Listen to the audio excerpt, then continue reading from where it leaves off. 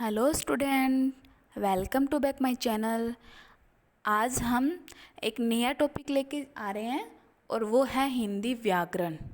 तो व्याकरण की शुरुआत किससे होती है? वर्ण से। तो आज का टॉपिक है हमारा वर्ण और ये कक्षा 6 से लेके 8 तक सभी क्लासों के लिए इम्पोर्टेंट है। और वैसे तो सारी क्लासों के लिए इम्पोर्टेंट है आगे भी, लेकिन बड़ी क्लासों के लिए ये टॉपिक क्या है, छोटा है, क्योंकि 6ठी से 8वीं क्लास का लेवल का टॉपिक है। तो चलिए शुरू करते हैं। वर्ण क्या होता है? तो इसकी परिभाषा देखिए, भाषा की सबसे छोटी लिखित इकाई वर्ण कहलाती है। और वर्ण के प्रकार, वर्ण 2 प्रकार के होते हैं। ये पहला है स्वर, दूसरा है व्यंजन। और स्वर की परिभाषा देखिए, जिन वर्णों का उच्चारण स्वतंत्र रूप से किया जा सकता है वे स्वर कहलाते हैं। स्वर की संख्या कितनी होती है? 11। जैसे ए, आ, ई, ओ, ऊ, ए, ऐ, री, सी, ओ, औ। आगे अंग अ हैं, ये 2 और भी होते हैं, लेकिन ये स्वरों में गणना इनकी नहीं की जा सकती, इसलिए स्वरों की संख्या होती है 11। दूसरा अयोगवाह अंग यह को अयोगवाह वर्ण कहते हैं। क्यों? क्योंकि अ के बिना इन दोनों वर्णों का उच्चारण संभव नहीं है, इसलिए इन्हें अयोगवाह वर्ण भी कहते हैं। तीसरा एक देखा है आपने, आगत वर्ण। ये आगत वर्ण क्यों कहलाता है? क्योंकि ये अंग्रेजी दूसरी भाषा, विदेशी अंग्रेजी भाषा से आया है, इसलिए इसको आगत वर्ण कहते हैं। अब दूसरा देखिए, व्यंजन। शब्दों की सहायता से बोले जाने वाले वर्ण व्यंजन कहलाते हैं। तो व्यंजनों की संख्या कितनी है? 33। तो देखिए, व्यंजनों को भी 3 भागों में बांटा गया है। पहला स्पर्श व्यंजन, जिनमें 25 व्यंजन हैं।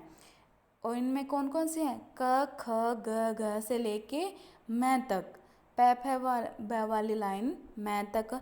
और दूसरा है अंतस्थ व्यंजन, इनकी संख्या कितनी है? 4। कौन कौन से?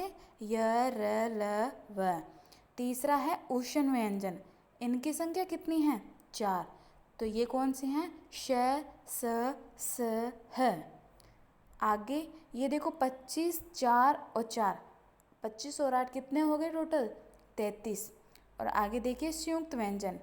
ये संयुक्त व्यंजन भी 4 होते हैं, लेकिन इनकी गणना नहीं की जाती। क्यों?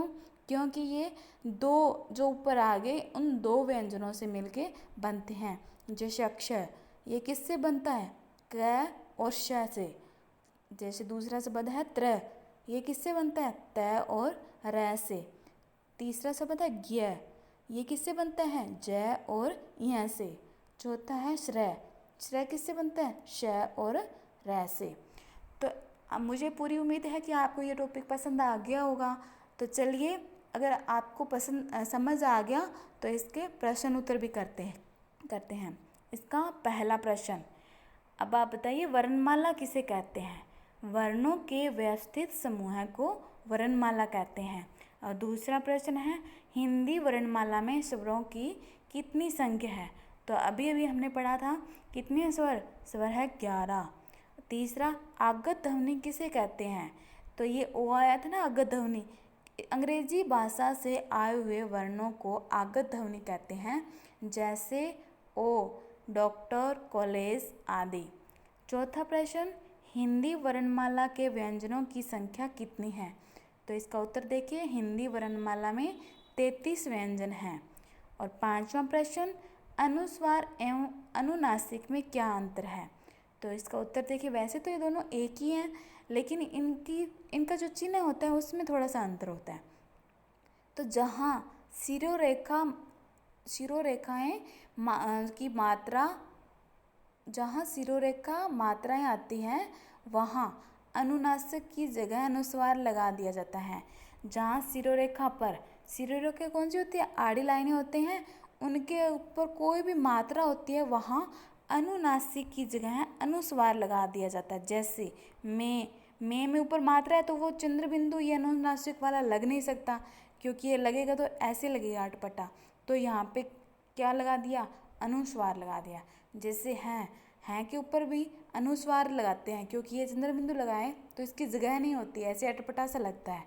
और आगे कहीं कहीं भी, कहीं के लिए भी है आपके ऊपर बड़ी ई की मात्रा है, तो इसके लिए चंद्र बिंदु की जगह नहीं है, इसलिए अनुस्वार लगा दिया। कहीं कहीं अनुस्वार के प्रयोग से शब्द का अर्थ ही बदल जाता है। जैसे हंस और हंसना, ये पहले वाला हंस है, इसके ऊपर अनुस्वार है, तो इसका मीनिंग क्या हो गया? हंस क्या होता है? एक पक्षी। और दूसरा हंसना, हंसना पे क्या है? अनुनासिक चंद्र बिंदु लगा हुआ है, तो हंसना क्या, इसका अर्थ बदल गया ना हंस ये लगने से, तो ये क्या होता है? एक क्रिया। अगर आपको मेरी वीडियो पसंद आई हो तो प्लीज़ मेरे चैनल को लाइक सब्सक्राइब ज़रूर करें। Thank you.